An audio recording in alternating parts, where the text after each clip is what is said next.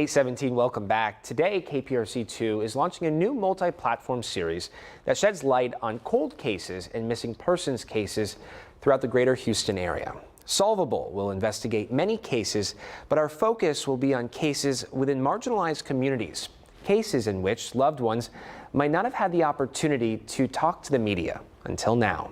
Tonight at 10, our first Solvable will not feature a case, but rather showcase the work being done at the state level to assist local law enforcement agencies in solving cold cases and missing persons cases. In an exclusive interview, I sit down with Texas Attorney General Ken Paxton and Senior Counsel of the Cold Case and Missing Persons Unit that he founded 3 years ago, Mindy Montford. To date, the unit has 3 investigators working on cases from across the state. The unit also has a team of retired law enforcement officers that it consults with to examine cases. On that elite team are Sharon Evans and Dennis Gafford, both retired members of Houston Police Department. Thank you both for coming in. I appreciate your time very much. Absolutely. So I want to start with your individual careers. You both worked at HPD. For how long and what did you do in those roles? I was there for 31 years, and 25 of those years were in the homicide division. Wow. Working various cases, murders, officer-involved incidents, anything that came into that division. Yeah. Dennis? And I was there with Houston PD for a little over 32 years. Was a homicide detective for 8 years, and then as a promoted to lieutenant, and a great deal of my career was spent in narcotics work, and as well as the proactive unit of internal affairs, police corruption, things like that. But the homicide work has always been near and dear because it helps to bring some closure to families that desperately need it. And provides answers. Right. To people who have been waiting for these answers for a really long time. What year did you both retire in? I retired in 2011.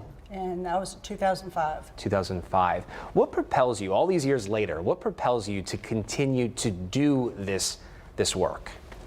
Well, for me, it's really a sense of trying to, again, bring closure to families. It's an opportunity to try to help law enforcement in their role when they're severely short in investigators trying to work these cases. And so we get the opportunity to go in and try to help out. Yeah.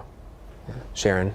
And for me, the reason I went to the police department to begin with is I have a family history of several homicides, and that's what interested me in going to the police department to begin with. So that's what keeps me involved in it, is that I feel like I have an emotional understanding of what the families go through, and to not have closure is very difficult. So it helps me resolve some of my family issues by being able to help other people. Yeah, that personal connection.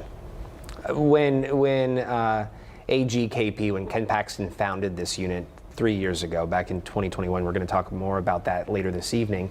But when he founded that unit, it's evolved and it's grown since. How did you get involved in the work that's being done at the state level? Well, the AG's office was recruiting, asking for people who had an interest in helping out. And so we spoke with them and arranged to be interviewed and vetted for the process.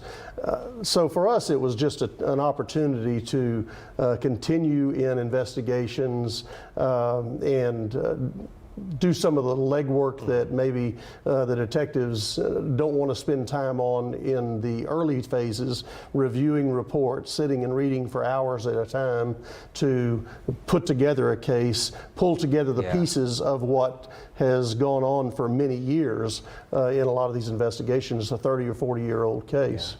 I said elite team of retired investigators because I truly believe that. You know, law enforcement is an industry, if you will, that's constantly changing and evolving, right? Growing. And I think to have you all be part of this as investigators, as consultants, to examine these cases with a different perspective, I think that's an extremely unique opportunity that can go a long way, combined with the art of new detective work.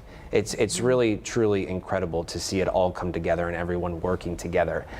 What do you want people to know about cold cases and missing persons cases? I would say that the case is not dead.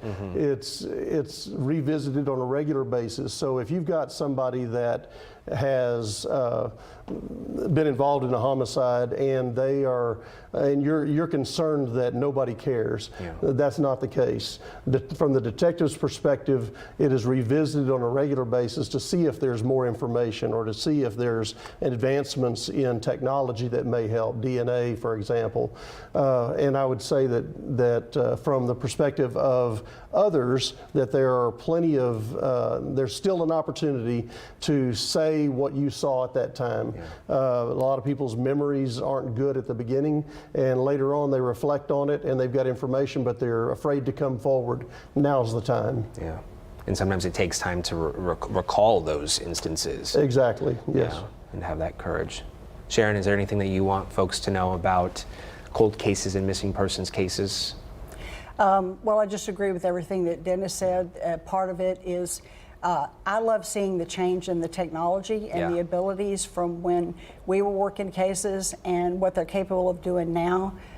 And so I love walking through that. And we also have a great exchange with the new detectives that are working cases now when we think about the old way we used to do things and all the technology and ability that they have now. But the combination of the two is still really good, because I think we spent more time face-to-face interviews with people, because that was the big tool that we had. And so the combination of old ways of doing things and new ways of doing things, I think, is really unique. Yeah, it's very unique, and I truly believe that it's an incredible resource for detectives today working these cases, trying to solve these cases. It's something that Mindy and I talk a lot about, and we'll hear more of that tonight, is, you know, a lot of folks, a lot of law enforcement agencies saying today, experts saying today, if a case was tried 3 years ago and nothing came about it from then, it should be almost looked at again, because just in that 3-year span, so much has changed and so many things have evolved. So we appreciate you both coming on the show this morning to talk to us about this. Again, tonight's episode will not feature a case, but it will showcase the work that's being done at the state level. Our hope is to shed light on these cases and hopefully get some answers and help solve some of these cases for people who have been waiting for answers for a very long time. And if you have a case that you want us to investigate, be sure to email us at solvable@kprc.com. That email address is on your screen right now. Dennis, Sharon, thank you both for coming in. You're welcome. We appreciate it very much.